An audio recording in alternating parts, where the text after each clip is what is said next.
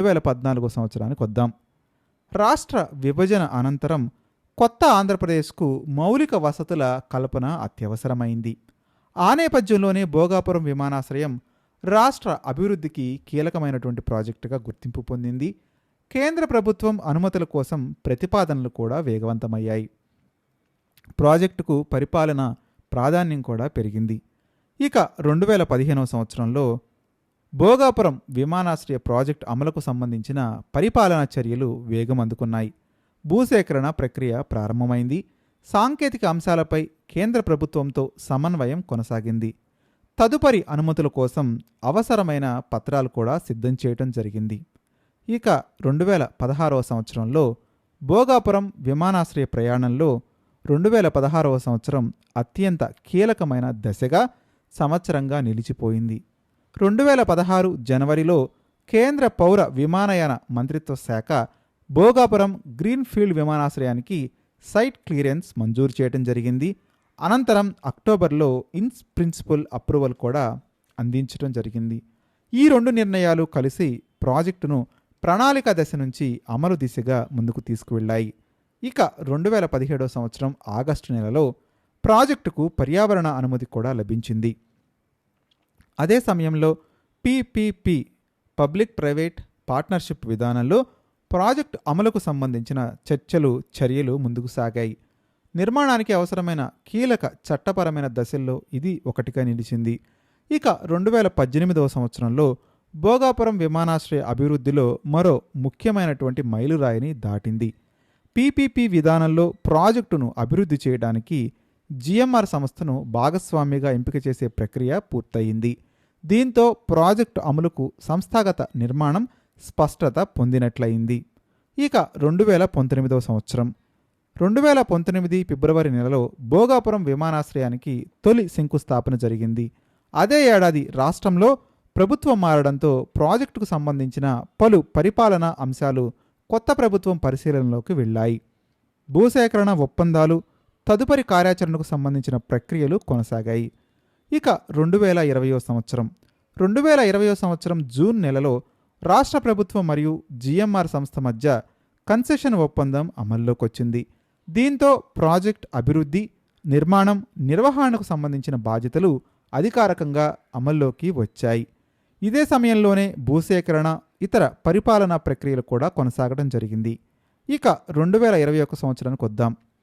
ఇక 2021లో ప్రధానంగా భూసేకరణ, పరిహారం, నిర్మాణానికి అవసరమైన అనుమతులు, సన్నాహక పనులపైనే దృష్టి కొనసాగించడం జరిగింది. భూమిపై నిర్మాణం ప్రారంభించేందుకు అవసరమైన పరిపాలన పనులు ముందుకు సాగడం జరిగింది.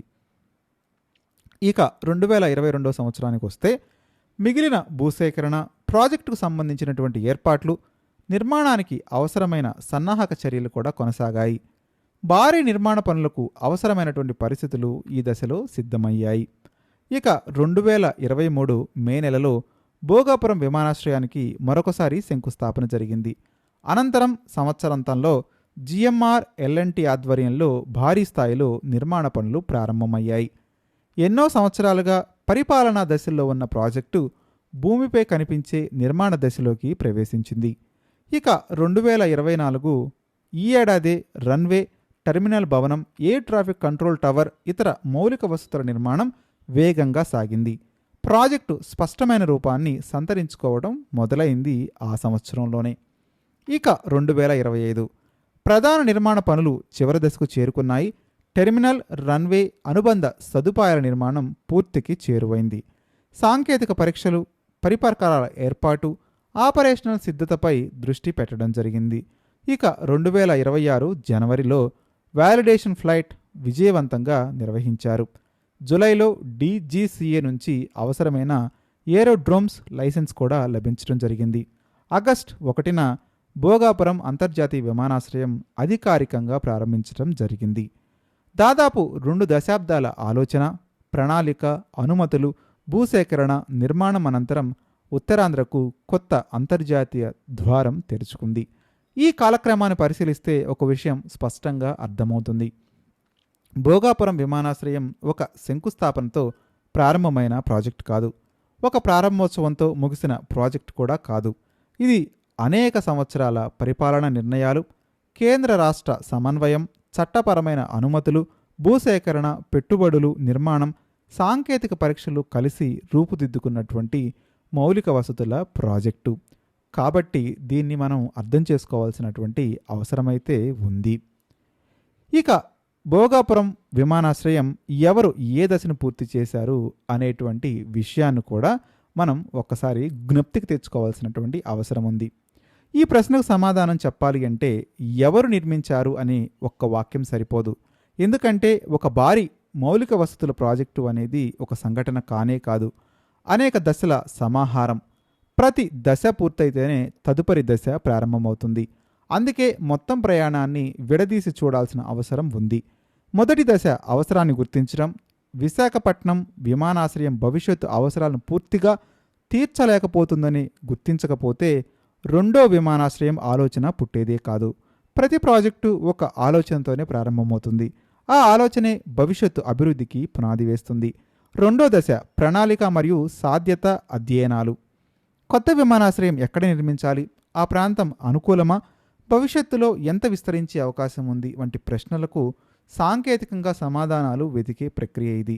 బయటకు కనిపించకపోయినా ఏ ప్రాజెక్టుకైనా ఇదే అత్యంత ముఖ్యమైనటువంటి దశ. ఇక మూడో దశ కేంద్ర ప్రభుత్వం యొక్క అనుమతులు. Site clearance, in principle approval, పర్యావరణ అనుమతులు. ఇవి కేవలం పరిపాలనా సంతకాలు మాత్రమే కావు. వీటిలో ఒక్కటి లేకపోయినా కూడా ప్రాజెక్టు ఎట్టి పరిస్థితుల్లోనూ ముందుకు కదలదు. చట్టపరంగా, సాంకేతికంగా, పర్యావరణ పరంగా ప్రాజెక్ట్ ఆమోదం పొందే దశ ఇది. ఇక నాలుగో దశ భూసేకరణ. పెద్ద ప్రాజెక్టుల్లో ఇదే అత్యంత క్లిష్టమైన ప్రక్రియ. భూములు సేకరించటం, రైతులతో చర్చలు జరపడం, పరిహారం నిర్ణయించటం, వివాదాలను పరిష్కరించడం, ఇవన్నీ పూర్తయ్యాకే నిర్మాణానికి మార్గం సుగమమవుతుంది. ఐదో దశ ప్రైవేటు భాగస్వామి ఎంపిక మరియు ఆర్థిక నిర్మాణం. ప్రాజెక్టు ఎవరు నిర్మిస్తారు, ఎవరు పెట్టుబడి పెడతారు, ఏ విధానంలో నిర్మాణం జరుగుతుంది అనే అంశాలు ఈ దశలో నిర్ణయించబడతాయి. ఇవి పూర్తి కాకుండా నిర్మాణం ప్రారంభం కాదు. ఆరవ దశ నిర్మాణం. ప్రజలకు ఎక్కువగా కనిపించేది ఇదే. రన్వేలు, టెర్మినల్ భవనాలు, ఎయిర్ ట్రాఫిక్ కంట్రోల్ టవర్, రహదారులు, ఇతర మౌలిక వసతులు ఈ దశలోనే నిర్మితమవుతాయి. చాలామంది ఈ దశనే మొత్తం ప్రాజెక్టుగా భావిస్తారు, కానీ వాస్తవానికి నిర్మాణం అనేది మొత్తం ప్రయాణంలో ఒక భాగం మాత్రమే. ఇక ఏడో దశ విషయానికి వస్తే సాంకేతిక పరీక్షలు ప్రారంభం. వ్యాలిడేషన్ ఫ్లైటు, డీజీసీఏ అనుమతులు, భద్రతా తనిఖీలు పూర్తయిన తర్వాతే విమానాశ్రయం ప్రజలకు అందుబాటులోకి వస్తుంది. ప్రారంభోత్సవం అనేది ఒక ముగింపు కాదు, ఎన్నో సంవత్సరాల కృషికి గుర్తింపుగా నిలిచేటువంటి ఒక చివరి మైలురాయి. ఈ మొత్తం ప్రయాణాన్ని పరిశీలిస్తే ఒక విషయం స్పష్టమవుతుంది. భోగాపురం విమానాశ్రయం ఒక ప్రభుత్వం నిర్మించినటువంటి ప్రాజెక్టు కాదు, ఒక ప్రభుత్వం పూర్తి చేసిన ప్రాజెక్టు కూడా కాదు.